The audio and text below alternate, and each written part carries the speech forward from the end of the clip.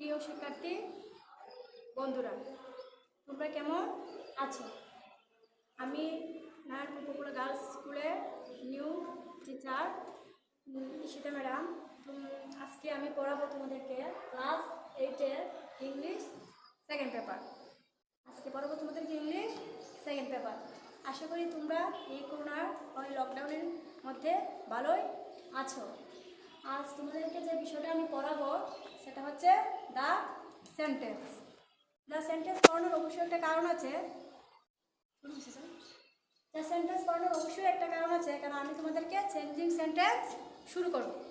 Changing sentence শুরু করার আগে অবশ্যই আমাদেরকে সেন্টেন্স সম্পর্কে ভালো ধারণা রাখতে হবে, নাহলে আমরা সেন্টেন্স চেঞ্জ করতে পারবো না, এক সেন্টেন্স থেকে আরেক সেন্টেন্সে যেতে পারবো না। এই চেঞ্জিং সেন্টেন্স আমাদেরকে ভালো করে জানতে হলে আগে আমাদের সেন্টেন্স সম্পর্কে প্রপারলি একটা ধারণা থাকতে হবে। এই প্রপারলি ধারণা সৃষ্টি করতে হলে আগে আমাদের কি করতে হবে? বেশি বেশি পড়াশোনা করতে হবে, ঠিক না? লকডাউনে আমরা জানি বাসায় আছি, এইটাই সুবর্ণ সুযোগ, বেশি করে পড়া। এখন আমি যে বিষয়টা নিয়ে আলোচনা করতেছি সেটা হচ্ছে the sentence. What is sentence? সেন্টেন্সটা কি? সেন্টেন্স হচ্ছে কোনো বাক্য কি? সাজানো বোঝানো বাক্য হতে হবে। এলোমেলো বাক্য দিয়ে সেন্টেন্স তৈরি করা যায় না। অবশ্যই একটা সাবজেক্ট থাকতে হবে, একটা ভার্ব থাকতে হবে, একটা অবজেক্ট থাকতে হবে, ঠিক না? তাই আমাদেরকে ওইগুলো জানতে হলে সেন্টেন্সটা ভালো করে জানতে হবে। আমি তোমাদের ক্লাসটা শুরু করতেছি। তোমরা ক্লাস, যেহেতু তোমরা এবার জেএসসি পরীক্ষা দিবে, তোমাদের এই বৎসরটা অনেক ইম্পর্টেন্ট একটা বৎসর। তাই ঘরে বসে থেকে তোমরা সময় নষ্ট না করে আমাদের যে রুলগুলি আছে দেখবা, আর অনলাইনে যে ক্লাসগুলি আছে সেগুলি তোমরা দেখবা। আমরা এখন পড়বো দ্য সেন্টেন্স। সেন্টেন্সের প্রকারভেদ জানার আগে আমরা একটু সেন্টেন্স কাকে বলে একটু জেনে নিই। সেন্টেন্স কতগুলো ওয়ার্ড যখন একত্রিত হয়ে মনের ভাব সম্পূর্ণরূপে প্রকাশ করে তখন তাকে কি আমরা সেন্টেন্স বলি। যদি আমরা এটাকে ইংলিশে বলার ট্রাই করি তাহলে আমাদের ইংলিশে এভাবে বলতে হবে, a group of words which makes a complex sentence is called a কি?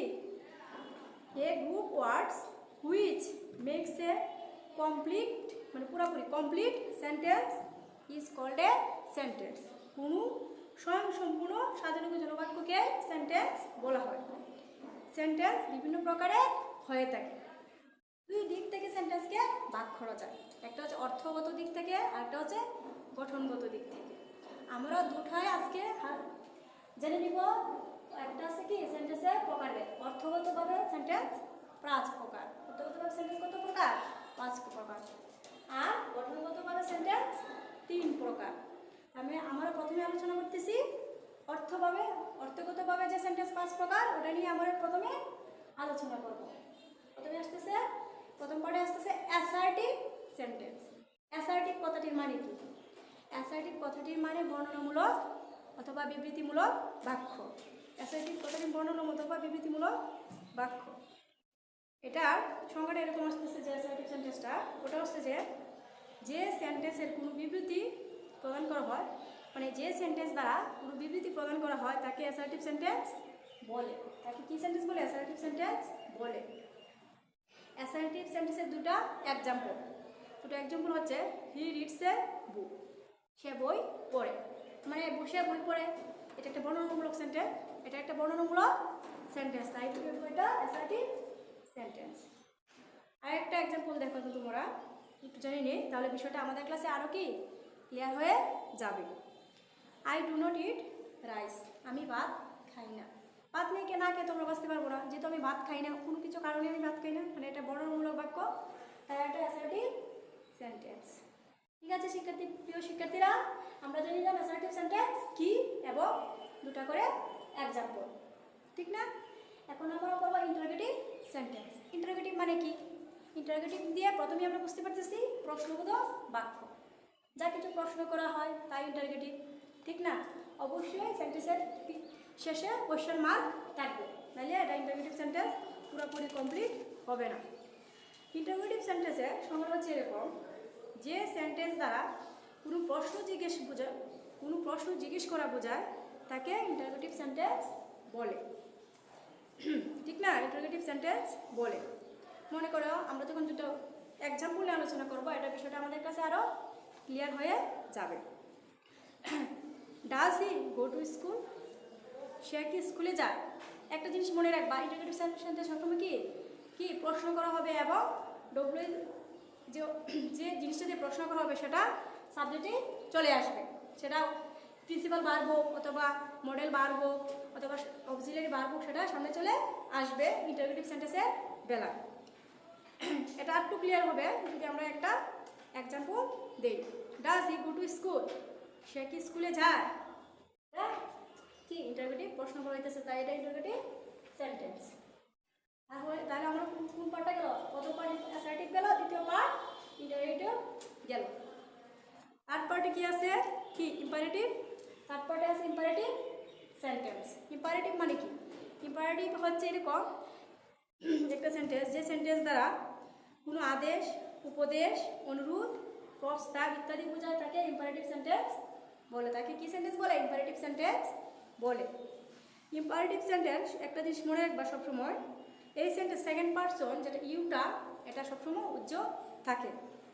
মনে করো শাট দ্য ডোর, জানালাটি কি বন্ধ করো অথবা দরজাটি বন্ধ করো। এখানে দেখো ইউটা যে ইউ শাট দ্য ডোর, ইউটা কি হয়েছে? উজ্জ্বল রয়ে গেছে। তাই এর উপরেই দিছে ইম্পারেটিভ সেন্টেন্সে সেকেন্ড পারসন সবসময় কি থাকে? উজ্জ্বল থাকে। আরেকটা জিনিস এই ইম্পারেটিভ সেন্টেন্সে বেলা মনে রাখবে তোমরা, ফার্স্ট পারসন এবং সেকেন্ড পারসনের ক্ষেত্রে লেট দ্বারা সেন্টেন্সটি শুরু হয়।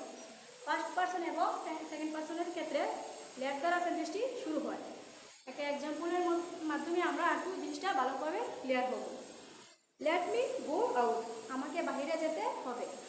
আমাকে কোথায় যেতে হবে? বাহিরে যেতে হবে। এই যে ফার্স্ট পারসন আসতেছে, তাই এখানে আমরা শুরুতেই লেট ইউজ করলাম। লেট ইউজ করলাম, তাতে আমরা বুঝে গেলাম ইম্পারেটিভ সেন্টেন্সের সেকেন্ড পারসন উজ্জ্বল থাকে আর ফার্স্ট পারসন এবং থার্ড পারসনের ক্ষেত্রে লেট দ্বারা সেন্টেন্সটি শুরু হয়। তারপরে আমাদের চতুর্থ যে বিষয়টা হচ্ছে অপারেটিভ সেন্টেন্স। অপারেটিভ সেন্টেন্স, এখন আমরা অপারেটিভ নিয়ে আলোচনা করব। অপারেটিভ মানে কি?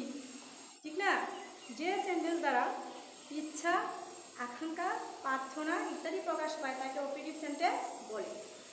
অপারেটিভ সেন্টেন্স বলে। অপারেটিভ সেন্টেন্সে সবসময় একটা জিনিস খেয়াল রাখবে তোমরা, ওটা দিয়ে সব মানুষকে আশীর্বাদ করা হয়, মানুষের সুখী কামনা করা হয়, এরকম মানে ভবিষ্যৎটা ভালো কামনা করা হয়। অপারেটিভের সেন্টেন্সের মাধ্যমে আমরা এটাই জানতে পারি। একটা এক্সাম্পল দিলে বিষয়টা আরও ক্লিয়ার হয়ে যাবে। এক্সাম্পলটা এরকম, মনে করো মে ইউ বি হ্যাপি, তুমি সুখী হও। মানে আমি আশীর্বাদ করতেছি তুমি সুখী হও, মনের ইচ্ছা দ্বারা আমি তোমাকে আশীর্বাদ করতেছি তুমি সুখী হও।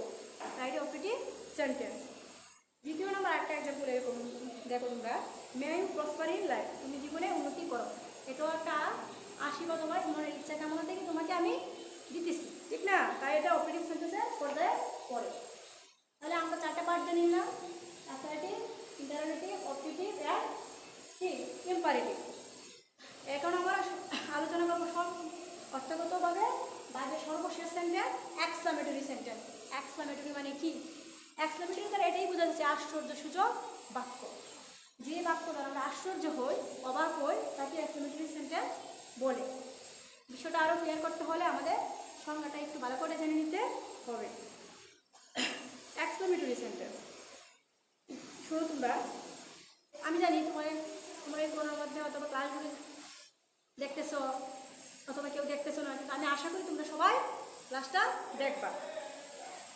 এক্সক্লামেটরি সেন্টেন্স মনে করো যে সেন্টেন্স দ্বারা মনে আনন্দ, দুঃখ, বেদনা ইত্যাদি প্রকাশ করা হয় তাকে এক্সক্লামেটরি সেন্টেন্স বলে। কিন্তু মনের আনন্দ যে দুঃখটা প্রকাশ করা হয় প্রিয় শিক্ষার্থীরা, তখন কিন্তু অবাক যে একটা জিনিস, আশ্চর্য একটা জিনিস এই সেন্টেন্সে চলে আসবে। এক্সাম্পলের মাধ্যমে আমরা জিনিসটা আরও ক্লিয়ার হয়ে যাব। এরকম মনে করো how beautiful the girl is, বালিকাটি কি সুন্দর। দেখো বালিকাটি কি সুন্দর, অবাক করেই এটা বলা হইতেছে বালিকাটি কত সুন্দর।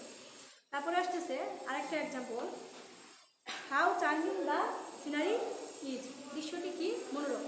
এটাও দেখো একটা অবাক করার মতো, দৃশ্যটা দেখে আমরা অবাক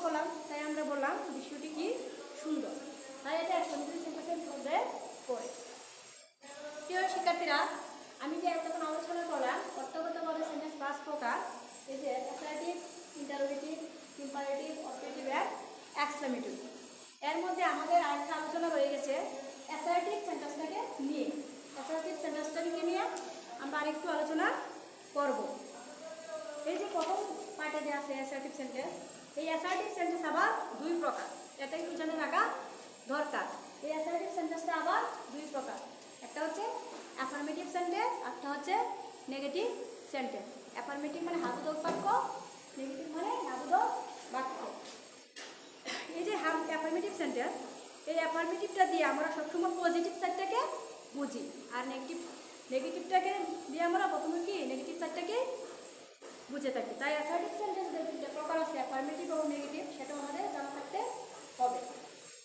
তাহলে প্রিয় শিক্ষার্থীরা, আমরা যে অর্থগতভাবে সেন্টেন্সটা পড়লাম 5 প্রকার, assertive, interrogative, imperative, operative, exclamatory, ওটা নিয়ে আমাদেরকে অবশ্যই ভালো করে আরও জানতে হবে এবং জিনিসটা মাথায় ঢুকিয়ে রাখতে হবে, কারণ আমরা পরবর্তীতে চেঞ্জিং সেন্টেন্স পড়ব। যেহেতু আমরা চেঞ্জিং সেন্টেন্স পড়ব, সেহেতু আমাদের চেঞ্জিং সেন্টেন্স, এই সেন্টেন্স সম্পর্কে ক্লিয়ারলি একটা ধারণা থাকতে হবে। আর ক্লিয়ারলি ধারণা সৃষ্টি করতে হলে আমাদের সেন্টেন্স কাকে বলে, এর অর্থগত প্রকারভেদ, গঠনগত প্রকারভেদ সবগুলো আমাদেরকে জেনে নিতে হবে। তাহলে যেহেতু আমরা এখন জেনে নিলাম অর্থগতভাবে সেন্টেন্স 5 প্রকার, এখন আমরা আলোচনা করব পরবর্তী সেন্টেন্সের আরেকটা পার্ট আছে, পরবর্তী একটা পার্ট আছে, সেটা হচ্ছে গঠনগতভাবে সেন্টেন্সের প্রকারভেদ। সেটা হচ্ছে গঠনগতভাবে সেন্টেন্সের প্রকারভেদ। গঠন মানে কি? কোনো কিছু গঠন করা, এবং কোনো কিছু গঠন করতে হলে তার অবশ্যই কতগুলো নিয়ম শৃঙ্খলা থাকতে হবে, কতগুলো সাজানো গুছানো বিষয় থাকতে হবে, যেটার কারণে ওটাকে বলা হয় গঠনগতভাবে সেন্টেন্সের প্রকারভেদ। এই গঠনগতভাবে সেন্টেন্সের প্রকারভেদে সেন্টেন্স 3 প্রকার। সেন্টেন্স কত প্রকার? সেন্টেন্স 3 প্রকার। একটা আছে সিম্পল সেন্টেন্স, আরেকটা আছে কমপ্লেক্স সেন্টেন্স, আর একটা আছে কম্পাউন্ড সেন্টেন্স। তোমরা সবসময় এটা একটু ভালো করে বুঝে নিবা, কারণ বিষয়টা একটু হার্ড। অর্থগতভাবে প্রকারভেদের চেয়ে গঠনগতভাবে প্রকারভেদটি একটু হার্ড। যেহেতু একটু হার্ড, আমরা একটু ভালো করে বিষয়টা জেনে নিব। প্রথমে আসছে সিম্পল, প্রথমে আসতেছে কি সিম্পল সেন্টেন্স, প্রথমে আসতেছে সিম্পল সেন্টেন্স। সিম্পল মানে কি? সব কিছু সরল সোজা, সব কিছু গোছানো এবং সরলভাবে গোছানো, ঠিক না? এই জিনিসটা আমরা আরও ক্লিয়ারলি হয়ে যাব যখন তার সংজ্ঞাটা জেনে নেব। সিম্পল সেন্টেন্স, সিম্পল মানে কি? যে সেন্টেন্সে একটি মাত্র সাবজেক্ট, মনে রাখবা, যে সেন্টেন্সে একটি মাত্র সাবজেক্ট এবং একটি মাত্র ফিনিট ভার্ব থাকে তাকে সিম্পল সেন্টেন্স বলে। আমরা এখন পড়ি নাই, কিন্তু ভার্বেরও অনেক প্রকারভেদ আছে, একটা ফিনিট ভার্ব, একটা নন ফিনিট ভার্ব, ঠিক না? তখন আমরা আস্তে আস্তে সবগুলো জেনে নেব। তাহলে তোমরা আরেকটু খেয়াল করো যে সিম্পল সেন্টেন্স কাকে বলে। যে সেন্টেন্সে একটি মাত্র সাবজেক্ট এবং একটি মাত্র ফিনিট ভার্ব থাকে তাকে সিম্পল সেন্টেন্স বলে। এই যে সিম্পল সেন্টেন্সটা, এটা আমাদের একটু ক্লিয়ার করে জানতে হলে এর উদাহরণ জানতে হবে। এর একটা এক্সাম্পল তোমাদেরকে বলি।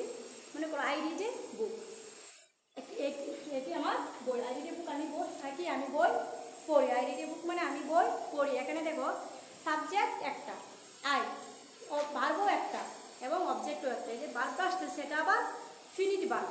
ফিনিট ভার্ব মানে কি? যার কি যে ভার্বটা সেন্টেন্সটা পুরোপুরি কমপ্লিট থাকে, যে সমাবেগে ক্রিয়া, যে ক্রিয়াটা পুরোপুরি কমপ্লিট থাকে তাকে ফিনিট ভার্ব বলা হয়। ভার্ব নিয়ে আমরা পরবর্তীতে আলোচনা করব। এখন আমরা সেন্টেন্স নিয়ে আলোচনা করব। অবশ্যই আমাদের সবগুলো সম্পর্কে ভালো ধারণা থাকতে হবে। তাহলে আমরা জানলাম সিম্পল সেন্টেন্স কাকে বলি। সিম্পল সেন্টেন্স মানে সরল বাক্য। এখন পরবর্তীতে আমরা 2 পার্টে যাব, যেখানে আসতেছে কমপ্লেক্স সেন্টেন্স। হ্যাঁ প্রিয় শিক্ষার্থীরা, কমপ্লেক্স সেন্টেন্স একটা জটিল বিষয়, ওটাকে জানতে হলে আমাদেরকে ক্লিয়ারলি আগে সংজ্ঞাটা জেনে নিতে হবে। এই যে কমপ্লেক্স সেন্টেন্স, ওর সংজ্ঞাটা এরকম, মানে কমপ্লেক্স মানেই জটিল, কমপ্লেক্স মানেই জটিল। যেহেতু কমপ্লেক্স জটিলটাকে আমরা কীভাবে ইজি করে শিখতে পারবো সেটাই আমাদেরকে জানতে হবে। এই যে কমপ্লেক্স সেন্টেন্স, ওর সংজ্ঞাটা হচ্ছে এরকম, যে সেন্টেন্সে একটি প্রিন্সিপাল এবং যে সেন্টেন্সে একটি প্রিন্সিপাল ক্লোজ এবং এক বা একাধিক সাবঅর্ডিনেট ক্লোজ থাকে তাকে কমপ্লেক্স সেন্টেন্স বলে। ক্লোজ মানে কি? ক্লোজ নিয়ে আমরা পরবর্তীতে আলোচনা করব। ক্লোজ সম্পর্কেও আমাদের ভালো ধারণা থাকতে হবে, নাহলে আমরা বুঝবো না কোনটা প্রিন্সিপাল ক্লোজ, কোনটা সাবঅর্ডিনেট ক্লোজ। এটা বুঝতে হলে আমাদের ক্লোজ সম্পর্কেও পরবর্তীতে জেনে নিতে হবে। তাই এই যে আরেকটু খেয়াল করো, যে সেন্টেন্সে একটি প্রিন্সিপাল ক্লোজ এবং এক বা একাধিক সাবঅর্ডিনেট ক্লোজ থাকে তাকে কমপ্লেক্স সেন্টেন্স বলে। হ্যাঁ, তোমরা সংজ্ঞাটা শুনেই বুঝতে পারতেছো কমপ্লেক্স সেন্টেন্স একটা জটিল বিষয়। তাই জটিল বিষয়টাকে আমাকে ইজি করতে হলে ওটার এক্সপ্লেনেশন, এটার এক্সাম্পলগুলো ভালোভাবে ক্লিয়ার করতে হবে। মনে করো এক্সাম্পল এরকম আসতেছে, we know that he is honest. আমরা জানি যে সে সৎ। আমরা কি জানি? সে সৎ।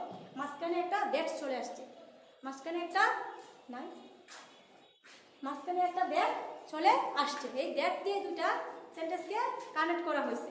দ্যাটই মূলত এই কমপ্লেক্স সেন্টেন্সে, এই দ্যাটটা দ্বারা আমরা কমপ্লেক্স সেন্টেন্সকে বুঝে নিতে হবে। দ্যাট হচ্ছে দুটা সেন্টেন্সের কানেকশনগুলো ওয়ার্ড। মানে উই নো, আমরা জানি দ্যাট হি ইজ অনেস্ট, আমরা জানি যে সে সৎ। এটা একটি কমপ্লেক্স সেন্টেন্সের এক্সাম্পল। আর একটা কমপ্লেক্স সেন্টেন্সে আমরা একটু জেনে নিব ভালো করে। এই সেন্টেন্সে উই নো হলো প্রিন্সিপাল ক্লোজ এবং দ্যাট হি ইজ অনেস্ট হলো সাবঅর্ডিনেট ক্লোজ। এই দুটি ক্লোজ মিলে কমপ্লেক্স সেন্টেন্স গঠিত হয়েছে।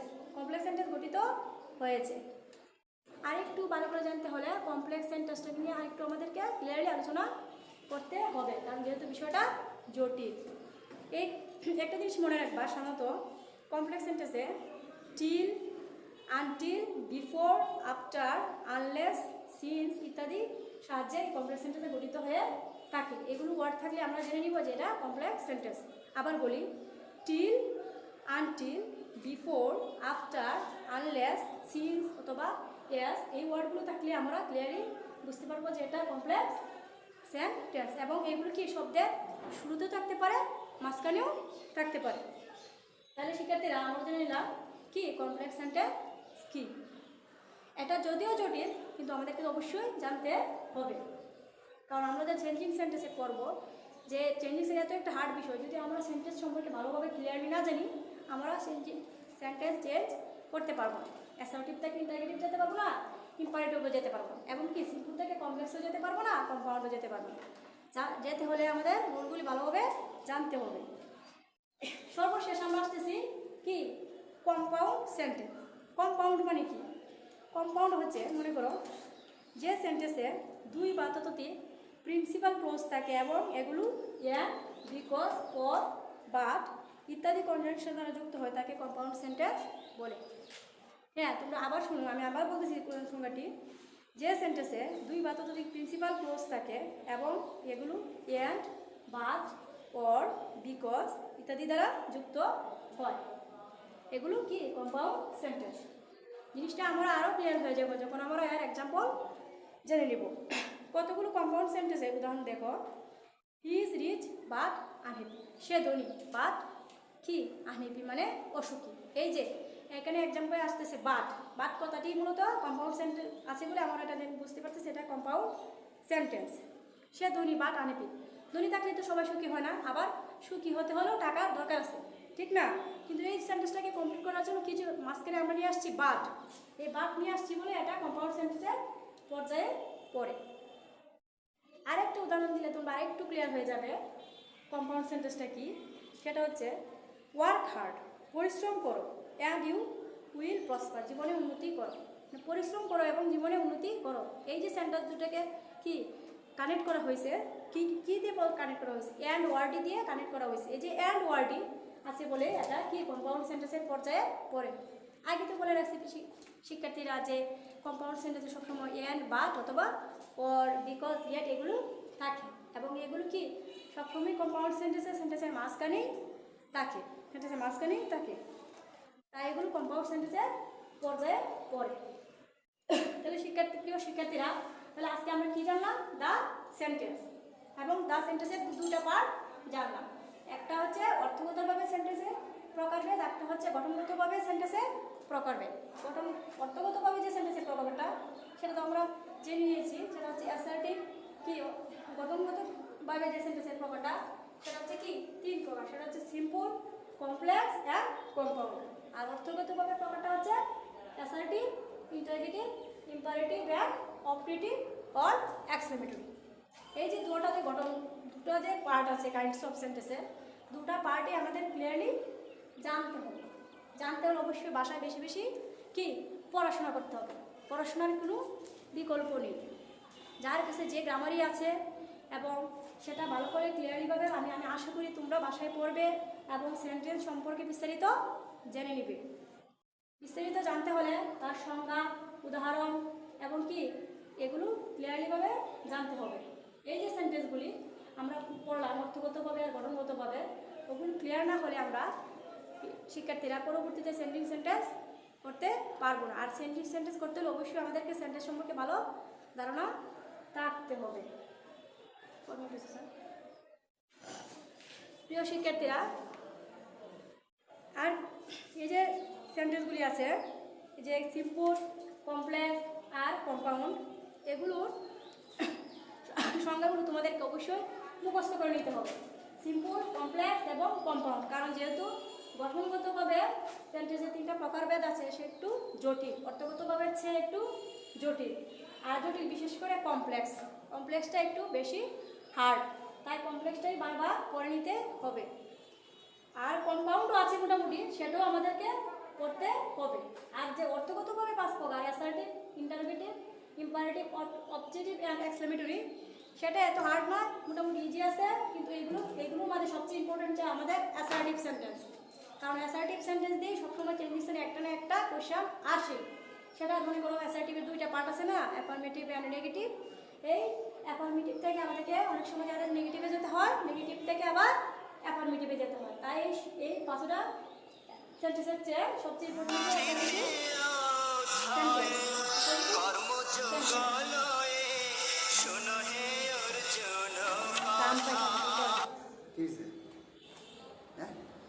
ফোন করো না, টাম পয়সা আছে।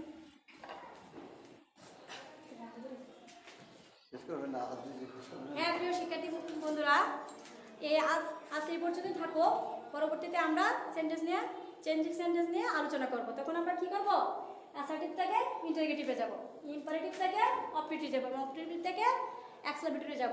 যাওয়ারও কতগুলো রুল আছে, মানে যাবো কীভাবে, ওটা থেকে ওটাতে যেতে হবে, তো ওটার চেঞ্জিং যে সিস্টেমটা আছে সেটা আমাদেরকে জানতে হবে। না জানি তো আমরা একটা থেকে একটা যেতে পারবো না। তাই আমাদেরকে সেন্টেন্স নিয়ে ভালোভাবে জেনে নিয়ে আমরা চেঞ্জিং সেন্টেন্সটাতে যেতে হবে।